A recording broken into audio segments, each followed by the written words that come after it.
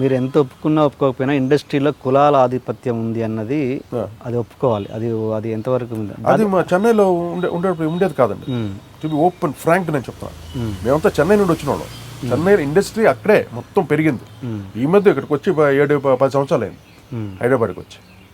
చెన్నైలో ఎవ్వరు ఏం కులం, ఎవ్వరు ఏంటి అని ఎవ్వరికి ఏమీ తెలియదు. వచ్చామా, పని చేసామా, వెళ్ళామా, ఇలాగ ఉండేది. ఎంత హెల్తీగా ఉండేది.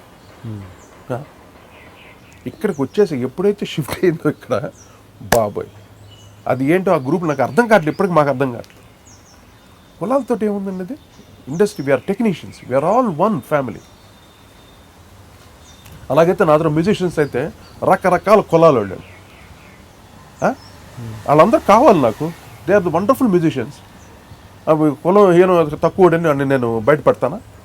ఏంటో అంత వండర్ఫుల్ మ్యూజిషియన్స్ వాళ్ళందరూ నాకు పనిచేశారు. ఈరోజు ఇంత స్టేజ్ మేము వచ్చామంటే వాళ్ళందరూ ఆశీస్సులండి. ఒక చిన్న స్కూల్లో చదివాను నేను. ఫస్ట్ నేను కాన్వెంట్లో చదివాను, తర్వాత ఆ స్కూల్లో జాయిన్ చేశారు నన్ను. నా అదృష్టం అది. వాళ్ళందరితోటి నేను మెదిలి అంటే జీవితం అంటే ఏంటి అని తెలుసుకున్నాను, నేర్చుకున్నాను.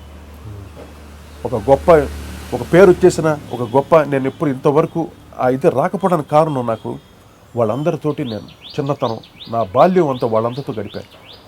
దాదాపు 10 సంవత్సరాలు నేను చదివిన కేసరి హై స్కూల్లో. We are all one. మీరు ఆ బేసిస్లో ఎప్పుడు ఇబ్బందులు పడలేదా ఇండస్ట్రీలో? ఎప్పుడు ఇండస్ట్రీలో నాకు అనిపించలేదు. బహుశా అది ఇన్నర్గా జరుగుతుందేమో నాకు తెలియదు, కానీ నా కంటి ముందుగా నాకు అనిపించలేదు. ఎప్పుడు నా సక్సెస్కే వచ్చారు, కానీ సార్ నేను ఈ కులం అండి, నేను మనం ఒకటి అని ఐ నెవర్ చిచ్చి చీపెస్ట్ వర్డ్. అది ఎయిడ్స్ కన్నా చెత్త వర్డ్ అనమాట. కులం గురించి మాట్లాడితే అది ఎయిడ్స్ కన్నా దారుణమైన జబ్బు. అది కులం ఆయన పెట్టుకోకూడదు, చాలా తప్పది. విక్రమ్ గారితో అప్పుడెప్పుడో నువ్వే సినిమాకి చేశారు, పని చేశారు. మరి ఆయన తర్వాత మిమ్మల్ని ఎందుకు కంటిన్యూ చేయలేదు? మరి ఇప్పుడు ఏంటంటే చిన్న ఒక స్మాల్ క్లాషెస్ జరుగుతూ ఉంటాయి ప్రతి సినిమాకి. ఒక డైరెక్టర్కి, మ్యూజిక్ డైరెక్టర్కి క్లాష్ ఇన్ ద సెన్స్